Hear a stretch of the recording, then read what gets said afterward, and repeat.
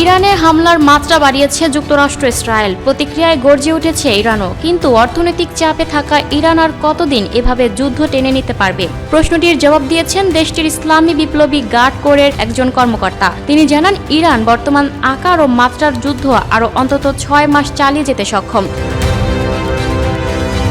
ইরানের আধা সরকারি বার্তা সংস্থা ফার্স নিউজ এজেন্সির বরাতে আইআরজিসির মুখপাত্র আলী মোহাম্মদ নাইনি এক বিবৃতিতে বলেন, ইসলামী প্রজাতন্ত্র ইরানের সশস্ত্র বাহিনী বর্তমান গতির এই তীব্র যুদ্ধ অন্তত 6 মাস চালিয়ে যাওয়ার সক্ষমতা রাখে।